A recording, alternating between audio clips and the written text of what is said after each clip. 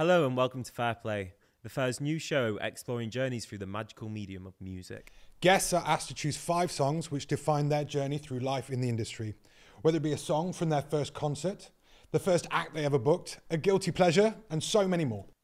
I'm Nicky D. And I'm Will. For those who don't know, the Fair are an independent festival production company based in London but producing events across the UK, in Europe, the US, the Metaverse and beyond. We've created this show as we are keen to amplify a range of voices from across the industry. Whether it be from DJs to promoters, production staff to agents, we've been speaking to people from all across the festival sites. We've got a track list in the description below. Leave a comment. Welcome to Festival Island Disc, the Fair's new podcast. We're chatting with Michael Kill here today, who is a key pillar of the UK's nighttime industries and an all-round champion of culture. Mike Kill, how are you? What's going on? Very well. Thank you for inviting me. And that was a really nice way of describing me. And I've been described in many ways, not always as nicely as that. So thank you. Do you often get described as a word that sounds like pillar? Yeah. Listen, horses for courses. For me, I'm just like, as long as I stay true to myself and stay true to the industry, and I have this real issue with complicit and saying yes for saying yes' sake. So I hear that, and we're gonna just crack on with the NTIA. Do you want to talk about what your position is and who the NTIA are? Sure. I mean, we're a trade organisation. We represent about 10,000 individual businesses in the UK. Operators that go from 6 p.m. till 6 a.m. in the morning, so a huge range from casinos, venues, grassroots music spaces, to pubs, bars, restaurants, and your general hospitality. But we look at it as an ecosystem, so we don't look at it as it's just bars and pubs. We look at every component, and anyone who feels they're an active part in nighttime economy can be part of the NTIA. We very much value the fact that we manage from the ground up rather than the top down. We're not an albatross. I want to know what's going on at the ground level. I'll speak to the glass collectors before I speak to the owners, because that's the reality. And I think, for us, we're almost a lobbyist activist group. So we lobby quite hard. We sit with a lot of the government departments. We argue. I've been kicked out of ministerial meetings a few times, as explained, and but if we don't get our own way, then we're great at sort of bringing people together for a cause. And, we've done that several times during the pandemic and continue to sort of lobby hard for positive change. But I just, for me, this industry have given me a lot, so I want to give something back. And that's part of the reason why I do what I do. Yeah, amazing. And you do a great job. We will come on to a cause that you're working on at the minute soon. But before we get on to that, as well as being the CEO of the NTIA, you're also a music man. Now, I believe that you're an avid collector of vinyls and also trainers, which I will come on to in a second. But when I've been reading about the work you do, one of the main things that shines through is that, as well as the campaigning, through your campaigning, you champion education. So whether that's through your nighttime articles or a previous role working at UEA Student Union, I think you're really good at spreading information and informing people to understand what's going on in our industry, which I don't think enough people do. Lots of people, I've seen it as a promoter previously, look after themselves and don't realise that if other people doing the same thing as you thrive as well, that'll help you thrive.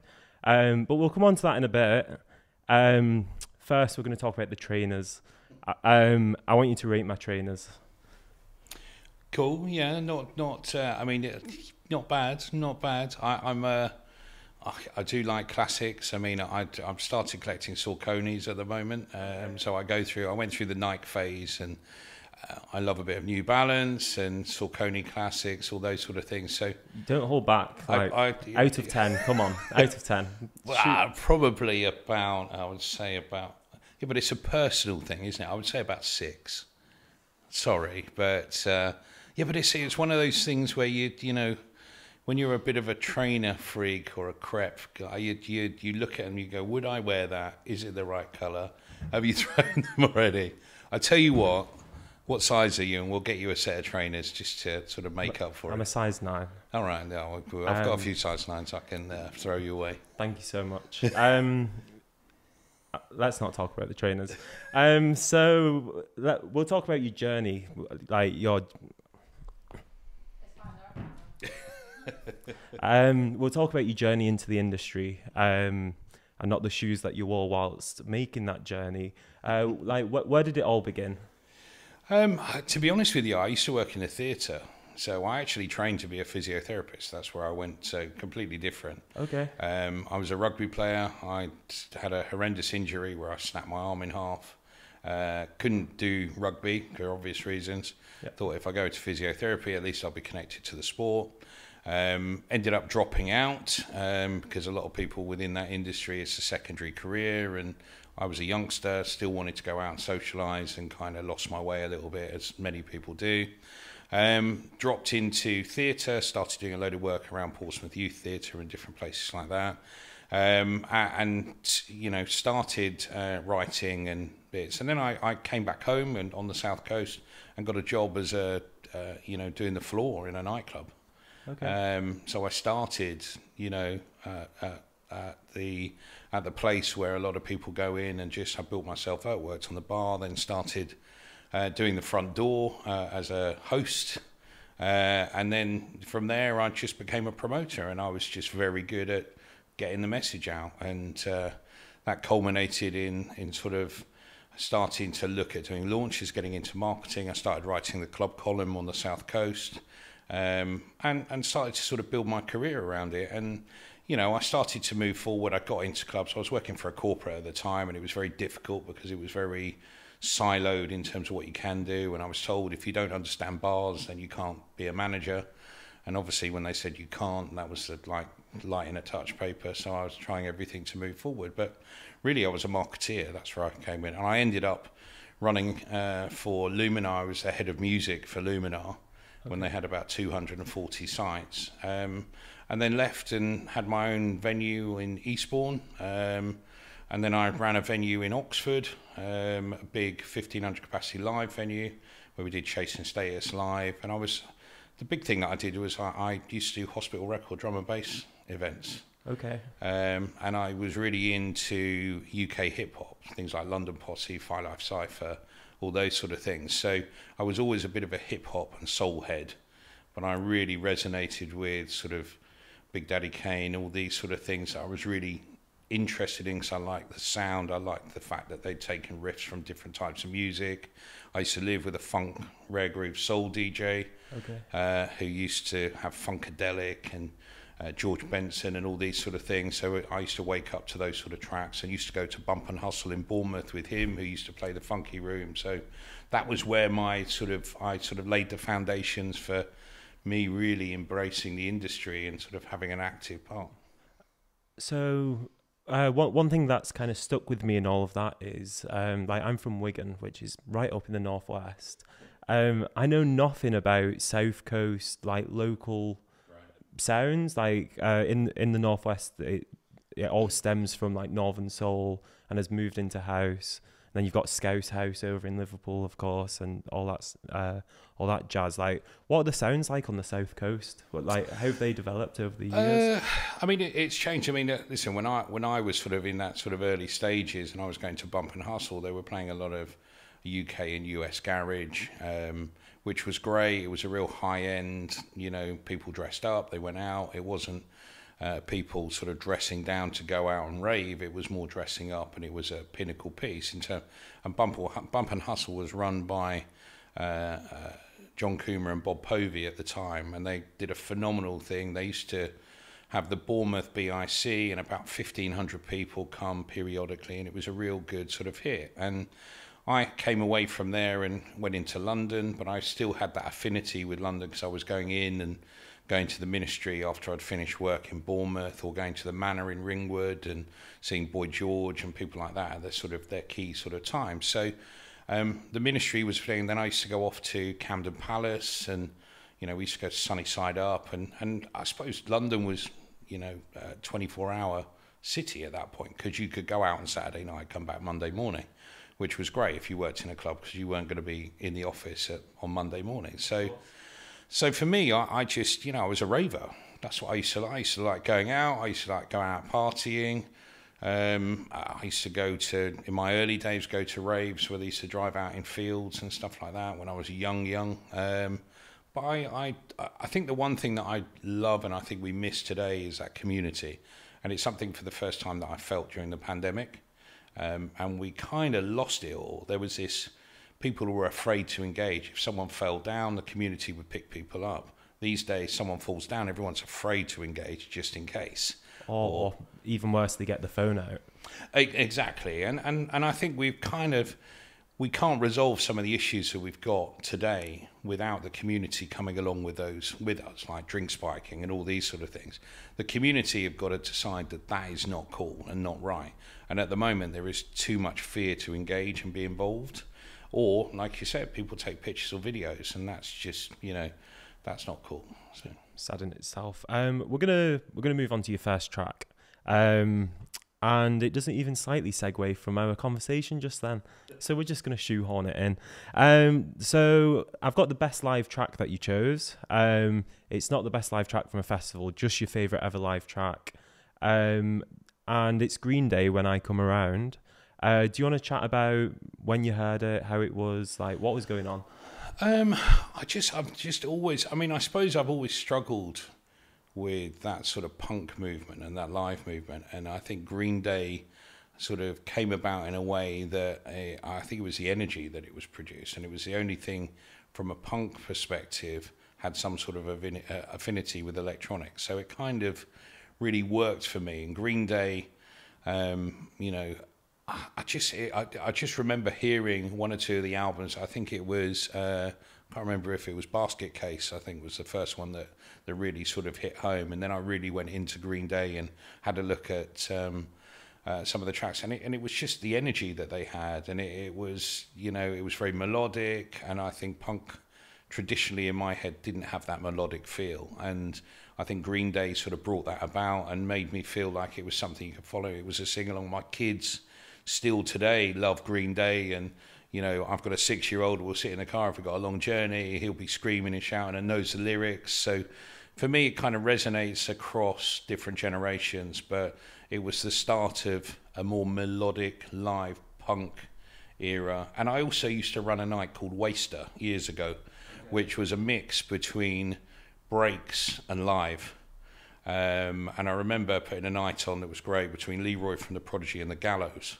And that mix between almost like a grime feel with a breaks overlay, which really worked. And it was the melodic feel that I sort of got from it. And it was one of the first nights where I kind of felt that there was an affinity between electronic and that sort of live metal stroke punk feel. Let's play the tune. So yeah, that was When I Come Around by Green Day. That's got a really good music video. It is, yeah. I love any music video where people are walking. Or there's that Blink-182 one where they're running naked as well.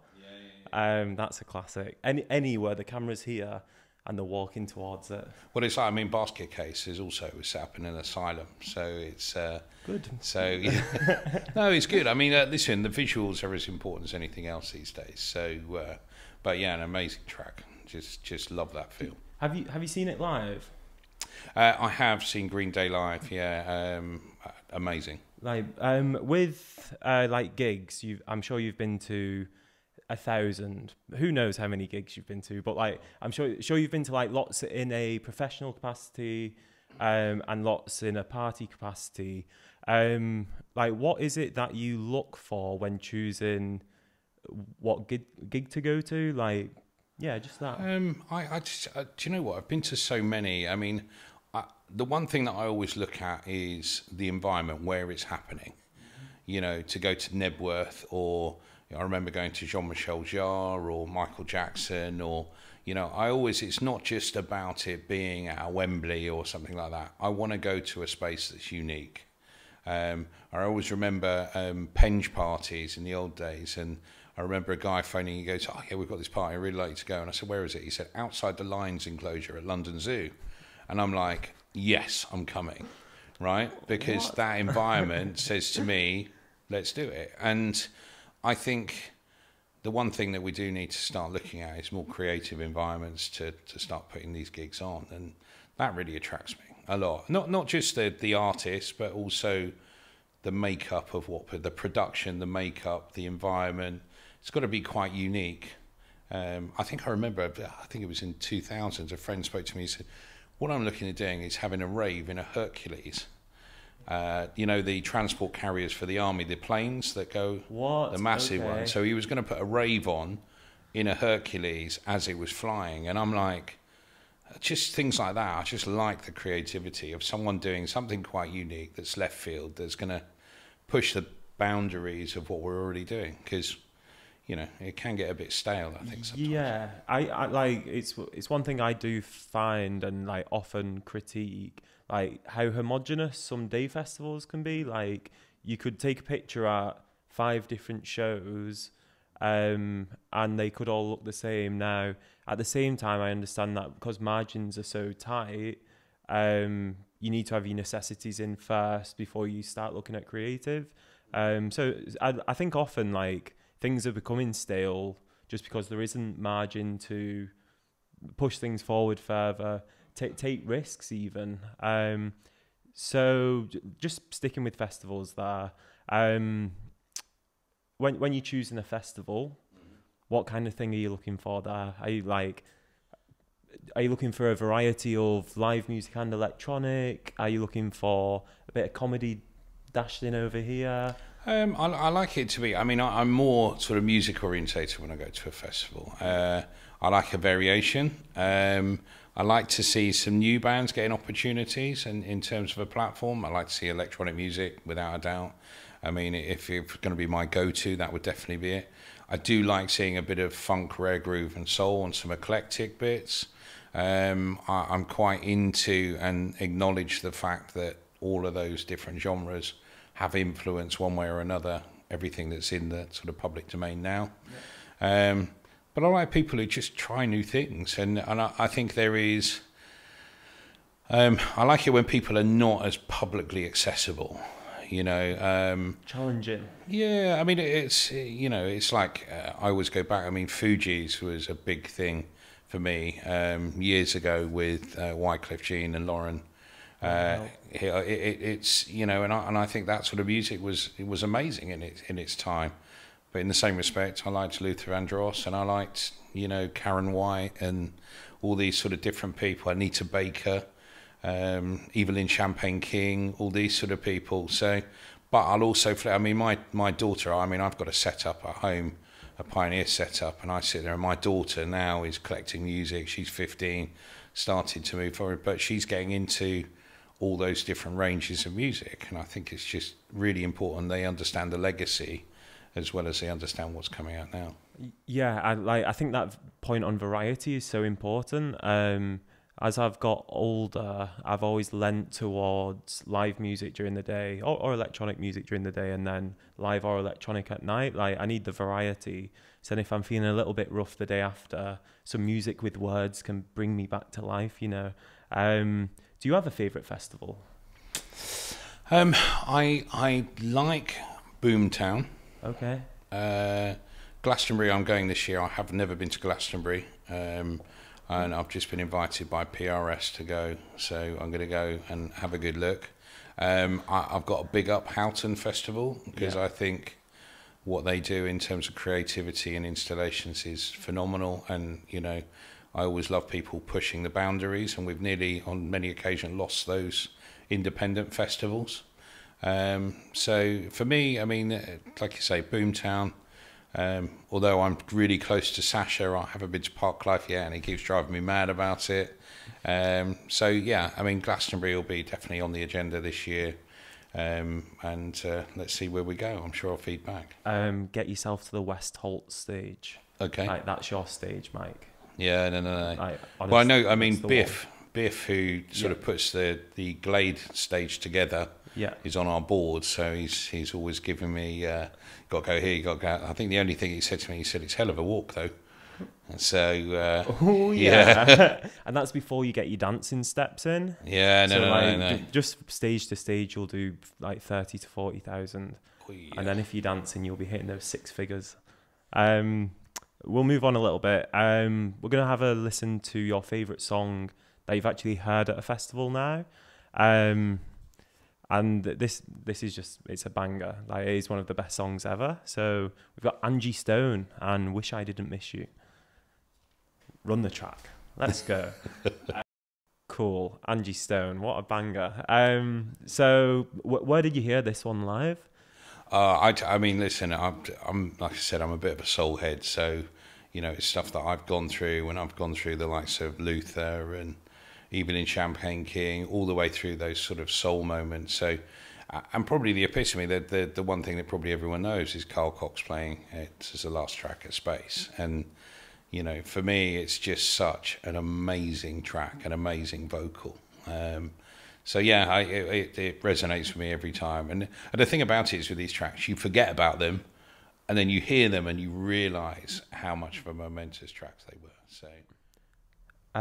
Yeah, and we'll touch on Space now. So yeah, Space closed back in 2016, I think it was. Yeah, closed in 2016, reopened again as high in 2017, with like within a year. Now, yeah, so Space closed because its lease had come to an end. The owner was like in his 80s and he was like ready to pass it on. Here in the UK, venues are closing at a rate of knots. We're finding that when venues close, there's nothing replacing them. There's a whole world of statistics which I could relay, but you are the writer of many of those statistics. Venues are closing because of rising costs, like lack of labour in some cases, lower demand of punters going out, and this is all been covered by the NTIA, by nighttime, by the Electronic Music Report. Good work, me. Now that has all been covered, and it's all quite doom and gloom. That's not me as a person. Today we're going to talk about, in an ideal world, we've got a bottomless money of knowledge and money. What could be done by, okay, maybe not a bottomless pit. We've got Are you sure? No, we've not got a bottomless pit. That wouldn't help. We've got a sensible government. Imagine that happened. What could a sensible government do to help an ailing nighttime economy? I think the big challenge you've got at the moment is the economics. Inflation is crucifying people. So we're seeing about a 30 to 40% increase in operating costs and a 15% downturn in footfall and trade because people have got less disposable income. So the economics is the first port of call. Yeah, you can't get away from that, whether it's the short-term relief in terms of financial headroom and allowing businesses to survive that next 12 months to allow inflation to drop and the costs to start to lower is probably the first element to it. I think the challenge that we've got with our industry is we're over-regulated, hugely over-regulated. Policing look at our industry and local authorities as a burden. They don't understand it, so what they want to do is they want to squeeze it as hard as possible to gain as much control as possible. So what we do need is really nighttime economy strategy that integrates into the local strategies, but also has some sort of framework element that goes back to central government. And I think the big word is really value. When you go to Europe or Berlin, we're seen as a valued industry.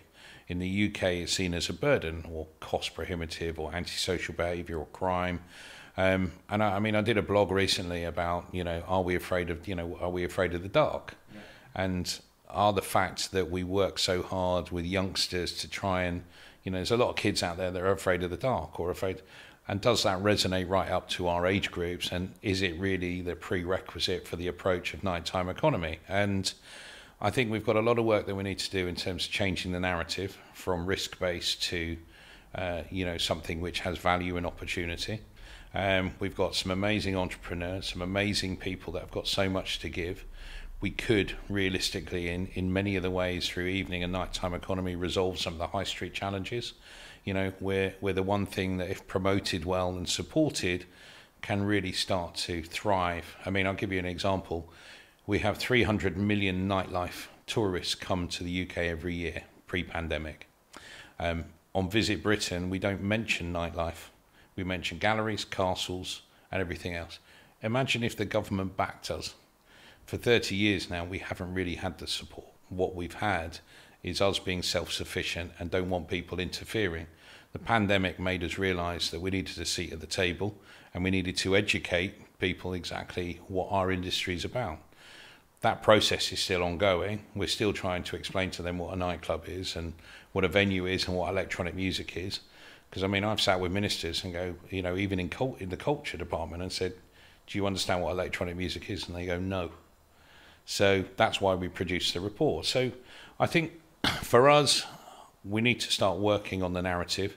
We need to demonstrate the value, and we need to make sure we've got a seat at the table, and we need to make sure that we've got a structure that's going to allow us to grow, but we need to be considered in terms of an industry and authorities and key policy makers, that they fully understand what we bring to the table. And we need to be an equal stakeholder. We can't be at the behest of residents. You know, noise and nuisance is a big issue at the moment. So for us, we just need to balance the books, and we need an equal footing at the table. We need to learn how to cohabit, because at some point we're going to converge, and we can't be losing cultural spaces because people can't live next to us. We need to find a way that it can work. I've not thought about agent of change for a while. When did I last think of it? It will have been over the past couple of weeks. Like, I will have been in bed and then thought, whoa, agent of change. Is that just pre to this interview? No. Having said that, though, I went to a really interesting talk at the NTIA Summit last year at E1 about agent of change and about how it's celebrated as a win at present. Like, some people are saying this thing exists, but the thing that always jars me is, like, it's not legislation, is it? It's guidance. No, so agent of change in Scotland is primary legislation. Yeah. Agent of change in England is guidance. So it can be something that can be addressed depending on depending if it has benefit to the local authority or planning, etc. So agent of change is there to protect both residents and businesses. So in other words, if a business is there, agent of change would deem that a developer or a person that is developing a residential space puts in effect enough mitigation to ensure that that business can move forward and do what it has done continually prior to that building work going in. Would you want a new government to bring that into legislation? I think it would be beneficial. I think the challenge that we have is it's all well and good saying legislation, but even in Scotland being primary legislation, it's not used as effectively as it should be. So I think we've got lots of issues. We've got planning departments that don't speak to licensing. So we've got a legacy of issues. Agent of change is a component of it, but it's not going to be the silver bullet. At present, licensing, grant licenses and know about licenses, and planning are building residential spaces opposite cultural spaces without talking to each other. So what then happens is 2 or 3 cycles of residents later, they then go, do you know what, I don't want the noise anymore. And that's where we have the complications and the challenges, and that's when residents get very organised and they challenge the cultural spaces, and it costs these businesses money and sometimes takes them, you know, to the brink of collapse. How it's Should we just give up? No, well, no. Just give up, Mike? Listen, there are cases where agent of change has day. worked. So yeah, it's not. Listen, it's not all doom and gloom. I mean, we've had the Nightingale in Birmingham. Sarah Clover, who's an eminent sort of barrister, won a case against a developer where the developer paid for soundproofing for the venue. So instead of soundproofing blocks of residential spaces, they soundproofed the venue, which was half the cost. And it allowed both to survive. Now, if we had a local authority that looked at it like that, we'd be like Berlin, which has €1 million that they put into soundproofing to mitigate any of those challenges. But yeah, so there are some wins, but you know, they're few and far between. Let's pray it gets better. We're now going to talk about a time when things were better. Ooh, The crowd goes wild. Oh, without a doubt. Live studio audience clap. This next track is Pacific State, 808 State. Amazing track, sorry. Can you remember the first time you heard that iconic bird call? I would love to say, but I am pretty sure that I heard it in a car on the way to a large field, ready to just get amongst it with friends. And that's probably where I first heard it, if I remember rightly. Was it a Citroen Saxo? I'm getting a feeling that it's No, a Citroen Saxo. no. And you're going to laugh at this, but I think it was an XR2. I don't know what that is. It's a Ford Fiesta. Okie dokie. Yeah, so I'm not proud, but it wasn't my car, but I wasn't driving at the time either, so whatever, it was a sports car, and I was, I was slightly, I was embarrassed now if I'd have had it, but... Massive exhaust. Do you know what, I can't remember, but it was one of those things where I think he was just lucky to have it at that age, and... now that I'm older, I'm sat there going, how did he have the insurance? So, given what's going on, but no, it definitely wasn't a Citroen Saxo. Yeah, sorry, I segue. I love reading reviews of old gigs. Yeah. Like my favorite ones are the Detroit rockers who hate disco. It spells dread. Anyway, there was these Detroit rockers hated disco music. They used to gather as many disco vinyls as they could find, build a pile of them and set them on fire. So I took this sad little hobby of mine and I found an independent review of the track. And apparently, Pacific State made the nation chill out. It was the oral equivalent of throwing a party inside a giant flotation tank. What do you think of this? Absolutely. Yeah. I mean, that track, I always think, I always go back to the sort of trance era to a point, and although it wasn't as, the BPM was obviously a lot slower and it was a lot sort of more ambient, it was really the start of that big audience sort of feel, and lights, lasers, and... when it was, and that's really where trance went. But this for me, that track with a sound system that was, clean and really, really pure, was the one thing that sort of drove home. And I may well have heard it in the car, but the first moment that you kind of embrace it is with a sound system that sort of just blows your mind, in an audience that is sort of carried away by the moment. So beautiful. I love those moments. Like the first time you hear a track which sticks with you, it's just like this is when you hear it and you're like, oh yeah, this is one of mine from now on. You do. It always mate. You just.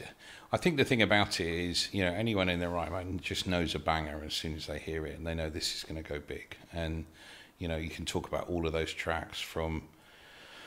From Salsoul Nugget all the way through to, Robert Miles' Children, and, the fact that it took people on a journey, but that was very ambient. That 808 State always sticks with me because the production on it is phenomenal. I'm so sad I missed them at the NTIA Summit.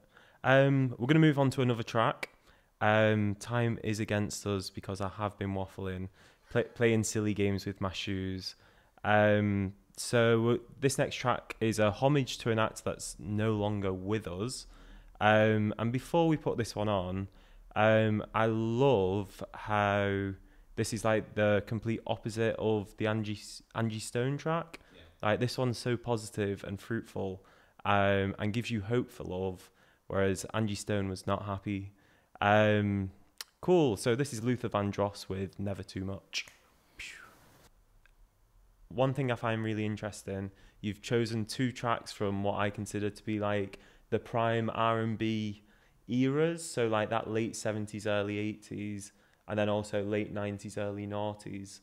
They're like the golden times. Yeah, look, I've always been a fan. I love that sort of sexy vocal house, UK, US garage. So there's, there is an element of soul or hip hop or something in it that's not just digital, which I think is important. Probably a little bit era driven. So I like a vocalist. I think it's, that's why I like things like Soul to Soul. That's why I loved, the era of Shaken Finger Pop with Norman Jay, where he used to play Caribbean funk and these sort of things. So it's, I suppose I sort of grew up. I mean, my best friends at the time, when we used to go to Bump and Hustle, Trevor Nelson, Thad, all that lot used to come down, and we all used to go out. So, because my housemate at the time used to work in a shoe shop with Trevor years ago in Hackney. So there were lots of sort of tie-ins to different sort of eras, and obviously Trevor is born from that. Thad was an A&R for Warner and Universal, and Nigel, who was my housemate at the time, was a funk rare groove DJ, and was so I was ingratiated with it all. With that, like taste, fashion trends, like obviously all influence each other, and they are also cyclical, circles. They do this. So at the minute we're seeing quite a large drive for nostalgia. So like Sugar Babes doing a Boiler Room last year, playing drum sheds. Busted this summer headlining a stage at Download, which your son will be very happy about. Or even seeing like Barbie in cinemas, like that takes people back to childhood. And you've just kind of touched on this, but is there anything in terms of music that you thought would stick around and has really fallen away like throughout your career, I guess? I think everything goes in fits and starts, doesn't it? Yeah, it all comes out. I mean, I think it made me laugh because I was listening the other day to my daughter playing grime, and then I started playing some of the tracks from UK hip hop and some of the old school hip hop that I used to have and collect. And she argues that because she's very sort of independent, and it's like, no, Dad, that's just all cool. And then I started playing her some of the tracks. She said, oh, what new track's that? And I went, it's not, it's an old track. So, you have that debate. I never wanted to be that dad that turned around and went, that comes from that track from the 60s, or that comes from the 70s. I always wanted to be a bit of self-discovery. So myself and my daughter have set up a studio now in the sort of back room amongst trainers, comics and vinyl. And don't mention trainers. Yeah, no. So she's now getting into it. We're on to Beatport and all these sort of things, and now sort of working. We've got a brand new sort of Pioneer sort of encompassing, and she's has got her own USB stick, and she's getting into her drum and bass. So she's now started to move, and I'm doing the sort of more defected feel. But what we're doing is I'm trying to teach her how to, I'm not a great DJ apart from when I've had a few drinks, and I'm amazing. And I don't care what anyone else says. I'm like Jazzy B when it comes to there's no mixing. You're just going to listen to this track and this track.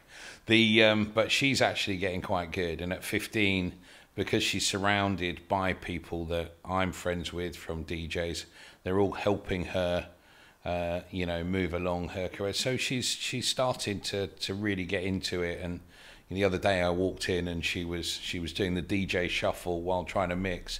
And whether she hit the mix or not, the fact that she's there trying and working at it, and she's 15 and she loves it, and she's using old and new and trying some production things. For me, I just love seeing it. So I just want to feed it, really. Yeah, which is ace. So I wonder if, kind of opposite to what I said, I wonder if the one consistent thing is, like in music, is that people are willing to go back and bring stuff from back then forwards and like mash it all up.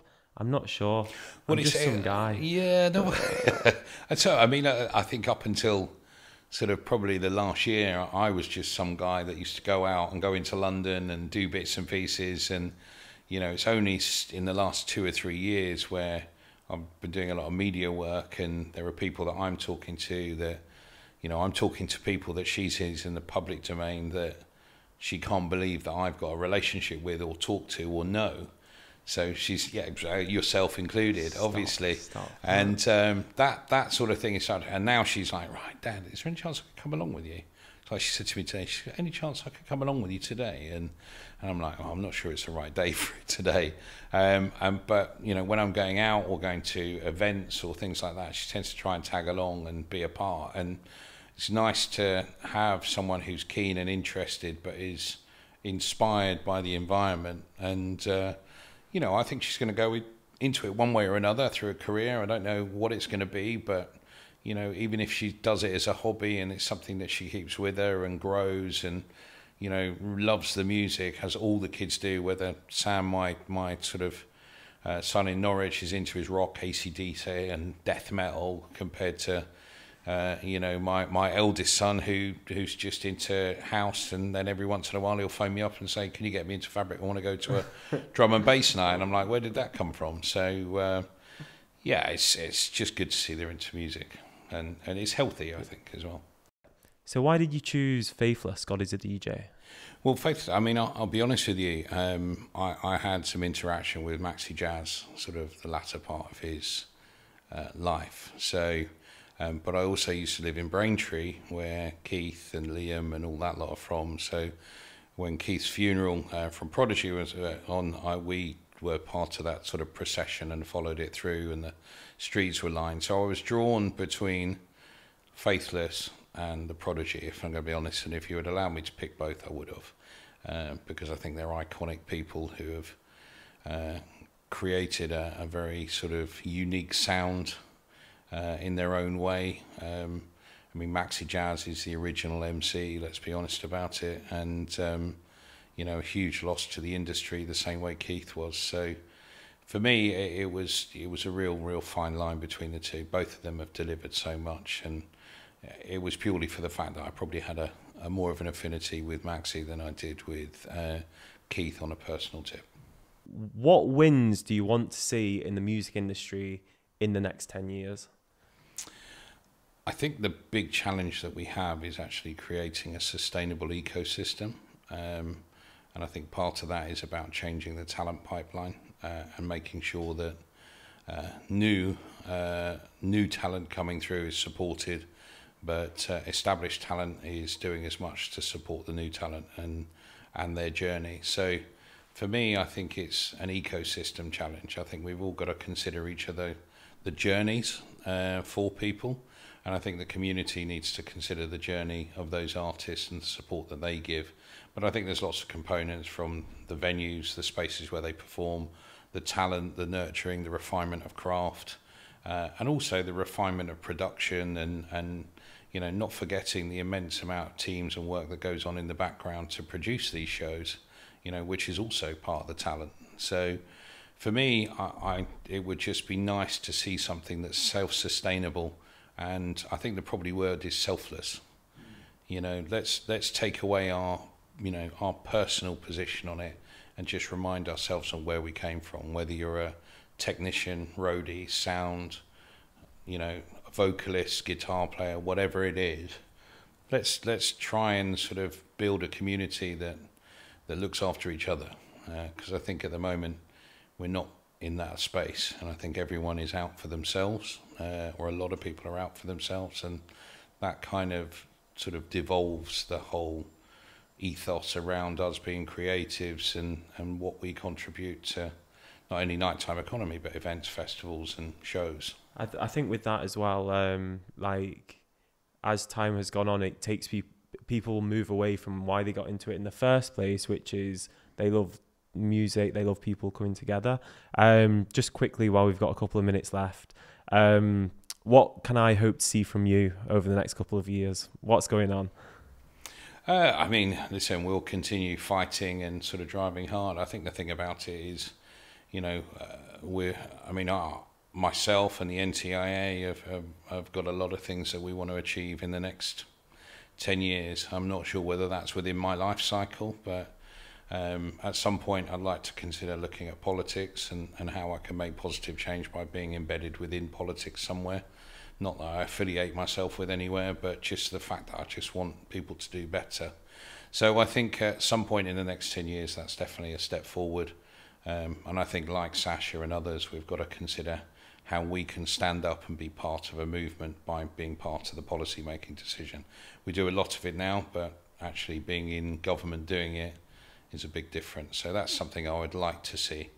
NTIA wise, I think we've done an amazing job over a very short period of time, and with a very small team and very committed people who have worked, you know, night and day to get through. But what we need more than anything is the industry to stand together, because the government can only thrive if we all do it individually as disparate parts of a larger group. So I think what I would like to see is people standing up for each other selflessly, get rid of the proprietary nature of us owning or having or being the first to, and just going, listen, we're all here for one thing, which is to make sure that we get the best out of this. And we only get one shot. So that's the thing I would ask and what I'd like to see. Mike, it's been an absolute pleasure. Thank you. So Thank you very much. Thanks for having me. thank you. See you later, guys. Bye-bye. A huge thanks for tuning into FairPlay today. We hope you've enjoyed hearing tales from across the festival site. Subscribe to the Fairs channel and follow our socials for more content. See you next time. Bye.